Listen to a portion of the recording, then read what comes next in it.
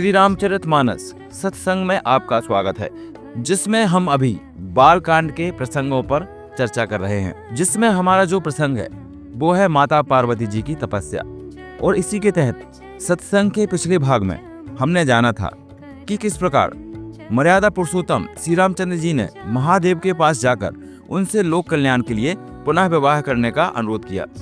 प्रभु श्री राम की इच्छा मानकर शिव जी तैयार तो हुए, परंतु उन्होंने पार्वती जी की अनन्य भक्ति को जगत के सामने लाने के लिए एक लीला रची। महादेव ने सप्त ऋषियों को बुलवाया और उन्हें माता पार्वती की परीक्षा लेने के लिए भेजा। सप्त ऋषि जब माता पार्वती के पास पहुंचे तो उन्होंने देखा कि माता घोर तपस्या में लीन है। ऋषियों ने उन्हें भ्रमित करने के उद्देश्य से कहा, हे कन्या, तुम किस बाबरे के लिए अपना यौवन और सुख त्याग कर रही हो? वह शिव जो शमशान में वास करता है, जिसके गले में मुन्नों की माला और शरीर पर भस्म है, वह तुम्हारे योग्य नहीं है। ऋषियों ने यहाँ तक कह दिया कि देवी, क्या तुम भूल गई? उसी शिव ने अपनी पत्नी सती का त्याग कर दिया था। जो अपनी सती का न हुआ वह तुम्हारा क्या होगा? अब हम इसके आगे की कथा आपको सुनाते हैं। तो कथा शुरू करने से पहले बोलिए सियावर रामचंद्र की जय। अजहु मानहु कहा हमारा, हम तुम कहूँ बरु नीक बेचारा। अति सुंदर सुचि सुखद सुशीला, गावहीं वेद जासु जस लीला।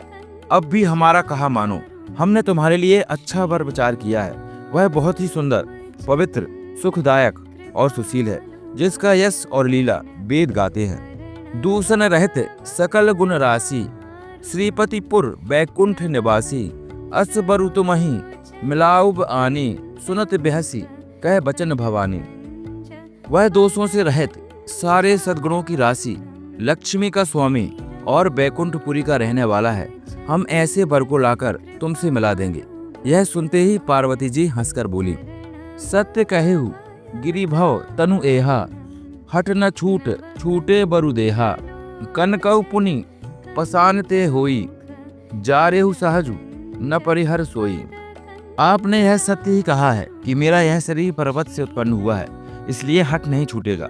शरीर भले ही छूट जाए, सोना भी पत्थर से ही उत्पन्न होता है, सो वह जलाए जाने पर भी अपने स्वभाव स्वर्णत्व को भी नहीं छोड़ता। नारद बचन न मैं परिहरऊं, बसऊं भवनु उजरऊं नहीं डरऊं। गुर के वचन प्रतीत न जेहि, सपनेहु सुगम न सुख सिधि तेहि। अतः मैं नारद जी के वचनों को नहीं छोड़ूंगी, चाहे घर बसे या उजड़े। इससे मैं नहीं डरती। जिसको गुरु के वचनों में विश्वास नहीं है, उसको सुख और सिद्धि स्वप्न में भी सुगम नहीं होती। महादेव अवगुण भवन, विष्णु सकल गुण धाम। जहि कर मनु रम जाहि सन, तेहि सन काम। माना कि महादेव जी अवगुणों के भवन हैं और विष्णु सत्संग सद्गुणों के धाम हैं, पर जिसका मन जिसमें रम गया उसको तो उसी से काम है। जो तुम मिलते हो प्रथम मुनीसा, सुनत्यूं सिख तुम्हारे धरि सीसा। अब मैं जन्म शंभु हित हारा, को गुण दूषण करे बेचारा। हे मुनीश्वरों, यदि आप पहले मिलते तो मैं आपका उद्देश्य सिर माथे रख कर सुनती, परंतु अब तो मैं अपना जन्म शिव जी के लिए हार चुकी हूँ। फिर गुण दोषों का विचार कौन करे? जो तो मेरे हट हृदय विशेषी, रही न जाई बिनु किए वरेसी। तो कौतुकिन आलसु नाही, बर कन्या अनेक जगमाही। यदि आपके हृदय में बहुत ही हट है और विवाह की बातचीत किए बिना आपसे रहा नहीं जाता, तो संसार में वर कन्या बहुत है। खिलवाड़ करने वालों को आलस्य तो होता नहीं, और कहीं जाकर कीजिए। जन्म कोटि लगी रगर हमारी, बरऊ शंभु न तरहूं कुमारी। तजऊ न नारद कर उपदेशु, आप कहें सत बार महेशु। मेरा तो करोड़ों जन्म तक यही हट रहेगा, या तो शिव जी को बरूंगी, नहीं तो कुमारी ही रहूंगी। स्वयं शिव जी 100 बार कहें तो भी नारद जी के उपदेश को ना छोड़ूंगी। मैं पा परऊं कहीं जगदम्बा, तुम गृह गबनऊं भयउ विलंबा। देखी प्रेम बोले मुनि ज्ञानी, जय जय जगदम्बिके भवानी।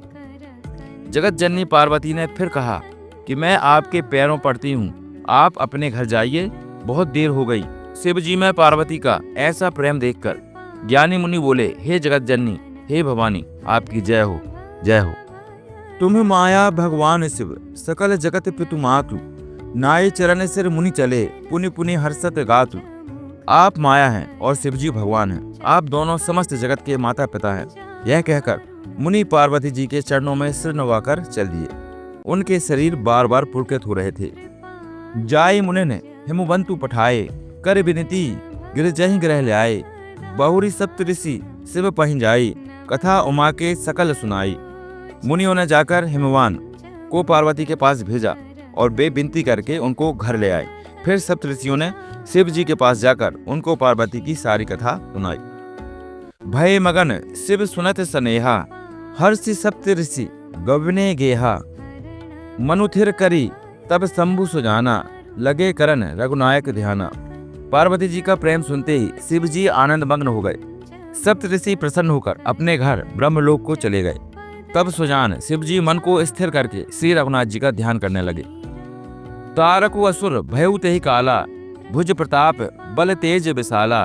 तेहि सब लोक लोकपति जीते, भय देव सुख संपत्ति रीते।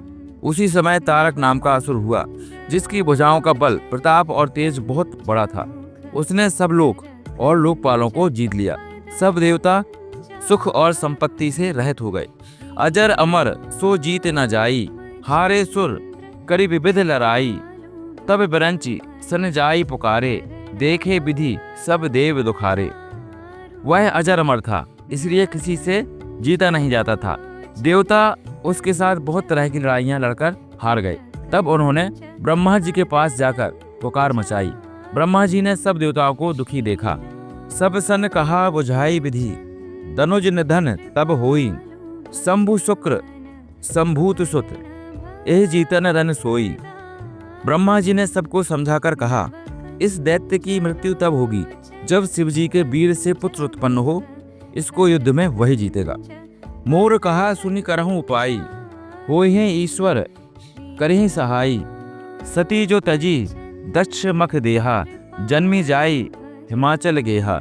मेरी बात सुनकर उपाय करो, ईश्वर सहायता करेंगे और काम हो जाएगा।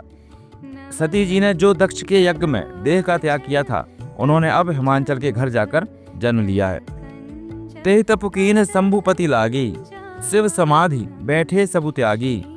यद्यपि अहै असमंजस भारी, तदपि बात एक सुनहु हमारी। उन्होंने शिवजी को पति बनाने के लिए तप किया है। इधर शिवजी सब छोड़ छाड़ कर समाधि लगाकर बैठे हैं। यद्यपि है तो बड़े समंजस की बात, तथापि मेरी एक बात सुनो। पटवहु काम जाई शिव पाही, करे छोभु शंकर मन माही। तब हम जाई शिवहि सिर नाई, कर बाउब विबाहु बरियाई। तुम जाकर कामदेव को शिव जी के पास भेजो। वह शिव जी के मन में क्षोभ उत्पन्न करे, उनकी समाधि भंग करे। तब हम जाकर शिव जी के चरणों में सिर रख देंगे और जबरदस्ती उन्हें राजी करके विवाह करा देंगे। यही विधि भले ही देव हित होई, मत अति नेक कहीं सब कोई। अस्तुति सुरन कीन अति हेतु, प्रगटेव विषम बान झस केतु। इस प्रकार से भले ही देवताओं का हित हो, और तो कोई उपाय नहीं है। सबने कहा यह सम्मति बहुत अच्छी है। फिर देवताओं ने बड़े प्रेम से स्तुति की। विषम 5 बाण धारण करने वाला और मछली के चिन्ह युक्त ध्वजा वाला कामदेव प्रकट हुआ।